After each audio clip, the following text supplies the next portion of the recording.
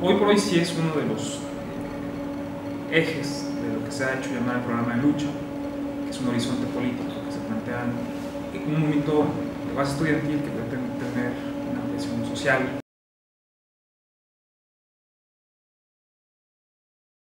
Surge en un inicio, justamente como un reclamo a un linchamiento mediático de una protesta en la Universidad Iberoamericana. Sin embargo, ocurre que podría ser una simple protesta con el tratamiento de la prensa, sobre todo, o de los políticos a través de la prensa, donde no se abrían espacios, se abrían pocos espacios para una posible réplica. Pero establecer el puente entre la protesta y exigir democratización de los medios es una cosa un poco más compleja. De manera, yo no diría que espontánea, sino que hay condiciones sociales para que de repente, sin un diseño, sin una línea, sin ningún tipo de instrumentación a priori sobre esto, de repente muchos universitarios dijeron, no, exijamos esto, pidamos que los medios sean más democráticos. Hay muchas versiones sobre esto. El movimiento estudiantil tiene una pluralidad ideológica muy amplia. Hay libertarios de izquierda, de derecha, liberales, clásicos, centristas, marxistas, trotskistas, leninistas, de todo, comunistas, socialistas. Unos que están a favor de las ideas partidistas, otros que son contra las partidistas, hay anarquistas. Entonces, a partir de eso, todos tenemos un punto en común. Y eso es justamente exigir la democracia de los medios. Por supuesto, también en este caso, manifestarse en contra de un futuro planeado, de una imposición política. Pero el principal reclamo inicial es ese, no es uno.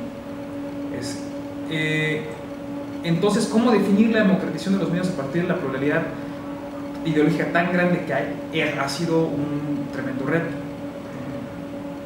Mucho se le ha criticado quizá al movimiento por lo tardío que ha sido para poder definir siquiera qué es eso. La exigencia está. Y eso tiene sus méritos.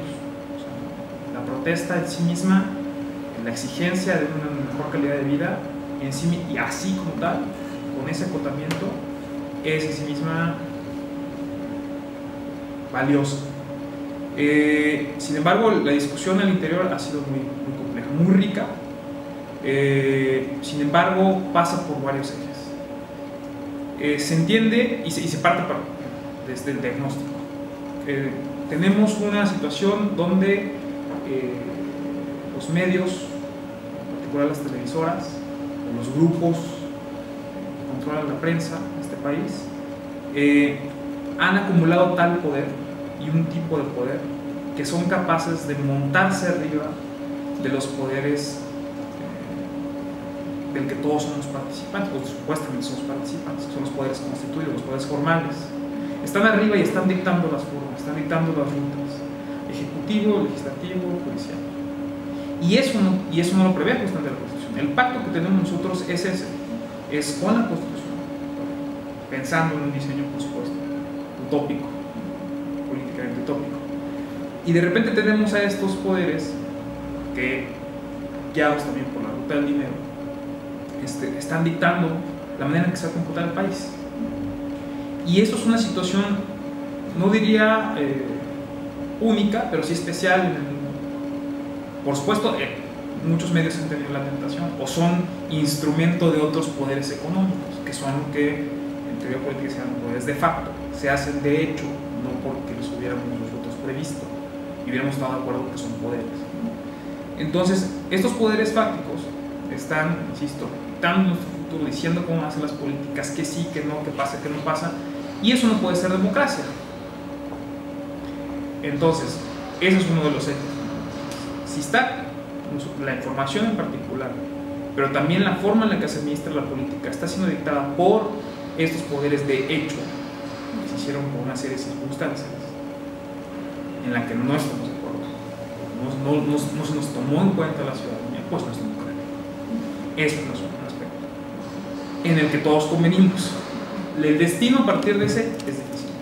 Otro, por ejemplo, es decir que la participación de los medios, en los medios de comunicación, tiene que ser mucho más plural. Finalmente, lo que intenta hacer el periodismo, los medios de comunicación, tendría que ser dar voz, dar luz a la agenda social, o una agenda de interés común. No solamente, a pesar de que entiende que cada uno puede tener una línea, una asociación política, económica, empresarial propia, los que hoy controlan los medios han impedido que existan voces que puedan tener, insisto, cabida en el discurso nacional. Si no pasan por estas personas que controlan la información del país, no existe. Y si no existe, y si no se les escucha, y si no hay deliberación de esos problemas nacionales, pues entonces tampoco es democrático. Entonces ese es otro de los ejes en los que esta pluralidad ideológica está de acuerdo.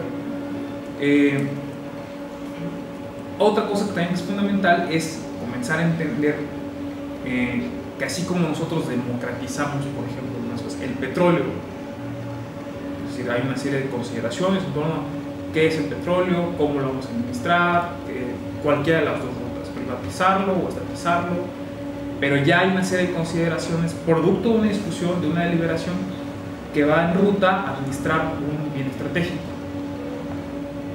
Democratizamos el agua, lo mismo. Entonces, pero llevan esa ruta. No necesariamente socializarlo todo, estatizarlo todo, sino es hacer una discusión donde haya participación ciudadana, donde se escuche el interés público, se defienda eso y se lleva a cabo una serie de consecuencias. En el caso de la información, parece que venimos a descubrir que es necesario también, es un bien estratégico, es un bien de hecho, es un bien de interés público, o un bien público, que son cosas distintas.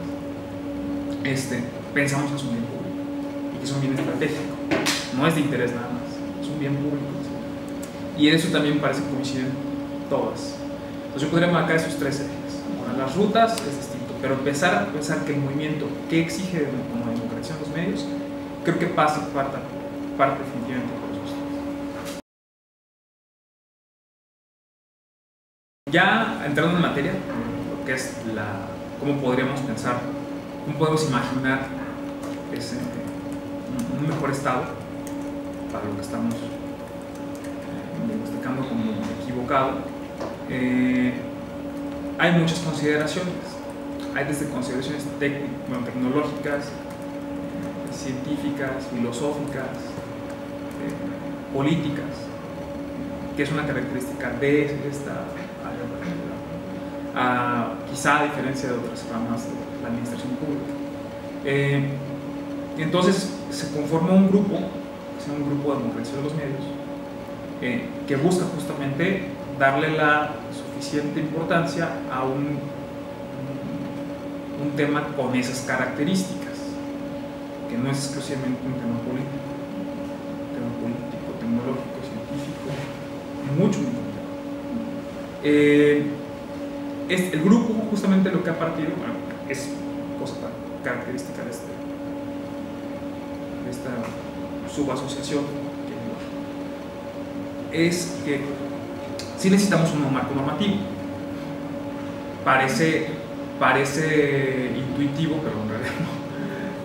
Quizá partiendo de este diagnóstico habrá quien dice no necesariamente necesitamos un nuevo régimen político, pero en el caso de que se puede llevar un nuevo marco normativo, pero en este caso necesitamos un nuevo marco normativo. ¿Qué tendría que tener ese nuevo marco normativo para asegurar lo que tenemos? Esa discusión se está dando. ¿Qué debería tener? Una serie de consideraciones. Se ha intentado tener un equilibrio entre las visiones, distintas visiones, sobre todo entre la defensa de esta economía de mercado, tanto liberal, y la tutoría o la rectoría del Estado sobre las cosas que hacen los medios de comunicación. Se ha pensado otras cosas, vaya, por supuesto, entendiendo que no es la vanguardia del tema, pero se han retomado textos y análisis de distintas organizaciones, desde la parte de defensa de los periodistas hasta lo que han hecho organizaciones que ya han intentado llevar iniciativas al Congreso. Pero es importante también decirlo, se ha discutido incluso cómo se empujaría ese nuevo marco normativo. El movimiento 1972 lo que tiene es sus convenciones, sus grandes consensos, parece que sin discusión incluso, ha sido que es partidista. El asunto es que no se ha discutido qué son esas cosas. No se ha dotado del contenido, los qué es. Entonces, para algunos, probablemente, teniendo este grupo ya un escenario claro de lo que es la perspectiva en términos legales, llevarlo eso al Congreso quizá pueda romper el espíritu partidista, o no, depende. Pero es una discusión que no le corresponde solamente al grupo de democratización, le corresponde a todo el movimiento. Entonces eso no es muy importante. Lo que sí, insisto, ha hecho es eso, es empezar a tener una serie de consideraciones que coinciden en los términos torales de la discusión con otras organizaciones, ¿no? Es como la medicina. En algunos detalles, quizá, por ejemplo, se plantea la necesidad de un órgano regulador. ¿Con qué atribuciones, qué características, con cuánta capacidad de autonomía? Si es producto de si es una autonomía real, es decir, el producto de una reforma constitucional, o es una autonomía construida legalmente a partir de las atribuciones que se le dan por ley. Es una discusión interesante. Sobre el aspecto de la dominancia, o sea, cómo definirla. Tenemos leyes antimonopolios, pero no tenemos una claridad sobre cómo se declara la dominancia en el sector y qué se hace a partir de esa dominancia, cómo se distribuye el espectro radioeléctrico, cómo se incluyen aspectos de tecnología convergente. Insisto, se coinciden en grandes aspectos, en buena medida con otras organizaciones. Los detalles son importantes, ¿no? Como por ejemplo en este órgano regulador pensaríamos que se debería de hacer la elección de los que participaran del consejo, quién tendría que plantear la terna, cómo se elegiría esa terna, ese tipo de cosas. Presencialmente hay una buena comunicación con los sectores, que estamos en la misma necesidad de replantear el sistema de medios de este país. Se han revisado modelos ya existentes, sobre todo en Latinoamérica, quizá. Por supuesto, uno no puede importar modelos, pero es importante revisar qué están haciendo para atacar problemas similares. En Latinoamérica había de repente, quizá en la excepción de Brasil, había un revuelo sobre qué hacer con los medios. En el caso de Sudamérica, son gobiernos de izquierda, pero han hecho respuestas legislativas para limitar o distribuir de una manera distinta el poder mediático. Se han revisado esas leyes, tanto en Ecuador, tanto en Argentina, con las dificultades que tienen en Argentina. Las iniciativas aquí en México, de redes, las propuestas de constitución, de forma constitucional. La iniciativa que el Grupo Plural en 2010 intentó sacar, el Congreso como respuesta al problema que hubo con la ley Televisa. Se han revisado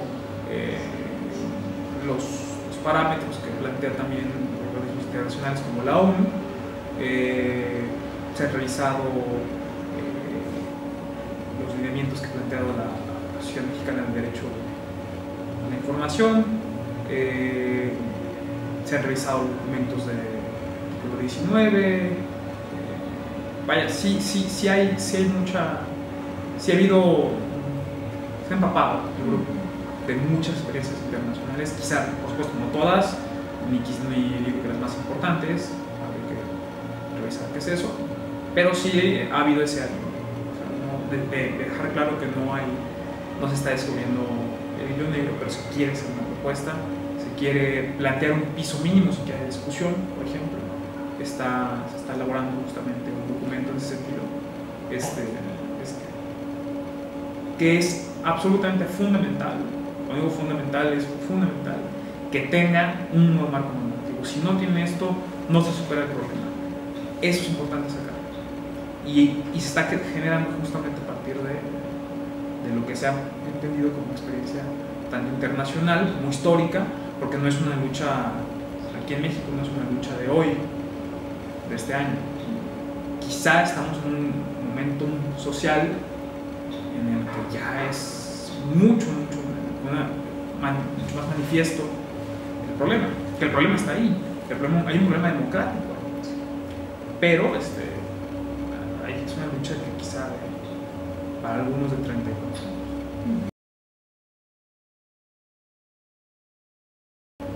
Televisa hoy, ya con mucho menos claridad la distinción entre Televisa y TV Azteca, sobre todo este año, ha ganado todo lo que se ha propuesto. Ganó la fusión con una serie de restricciones de risa, y además no eran condicionales realmente, eran fusiónense y luego vemos lo que ocurre, a diferencia de Telmex, que es para participar en televisiones, primero me cumples esto y luego participas. Ahí la COFECO tiene mucho que ver. Les preocupa la discrecionalidad en los órganos que ya están.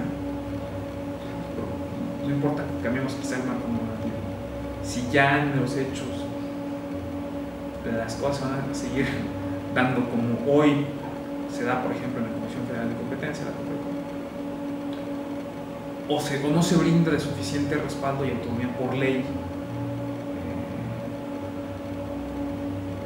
pues pueden tener un problema. Entonces, ese es importante. Esta visión reformista de repente puede verse un poco puesta en duda. Televisa ganó, para nosotros ganó la presidencia, puso las condiciones necesarias para ganar la presidencia del país, para tener en sus manos comisiones en el Senado, clave, para vetar a legisladores incómodos. Tiene hoy, lo acaba de manifestar, el que se hace dueño, que no concesionario, de Televisa, Oscar Rayán, diciendo que va a participar, ya iba a hacer competencia en telefonía, cosa que va a abarcar todavía más su monopolio. Se ha venido ganando, es una escala de victorias para Televisa en un año, cuando parecería que el contexto político estaría en su contra, estaría desfavorable para hacer esto, si no ha sido así. En 2000, cuando el momento de la ley Televisa no era tan explícito ni manifiesta el rechazo, no tenías una organización política haciéndole cerco, denunciándole abiertamente eso, o muestras de repudio a nivel internacional, no lo tenías. A pesar de eso, hoy lo tiene y hoy ha ganado todas las victorias. Eso preocupa mucho y no se puede hacer solo. Creo que es una agenda que se tiene que empezar a mover. El movimiento Yo Soy 132, así como el grupo de democracia, no puede estar ajeno, no se puede, tiene que entender que son muchos actores y los otros actores tienen que entender que no pueden ir solos a la batalla. Se tiene que crear una red ciudadana mucho más compleja, mucho más fuerte, con expertos, con ciudadanos, de todas las áreas, de los partidos políticos, opciones políticas, y se tiene que llegar a un acuerdo. La capacidad de organización de estos poderes es increíble. Tienen, en el momento que lo deciden, tienen un bufete de abogados de las mejores casas para destrozar cualquier intento, o de actores políticos, operadores políticos, tienen columnistas dispuestos a desplazar cualquier intento, y eso requiere, insisto, una articulación social amplia, sí, con claridad de qué necesita o qué cree cada uno, cuáles son sus posturas, pero sí empezar a hacer. Y es una tarea que nos va a tomar, no digo qué tiempo, pero sí nos va a tomar muchos recursos, pero que afortunadamente hoy hemos creado un capital social que puede bastar para hacer eso, que sería un gran logro. Lo importante es participar todos, tener pisos mínimos de discusión, acentuar los consensos,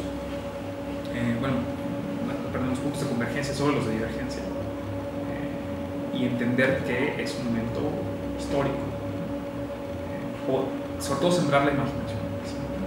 Si no sembramos la imaginación a la gente, si no sacamos la discusión allá afuera y les decimos que hay un mundo distinto que puede ser posible, donde ellos pueden tener su voz también, que pueden participar,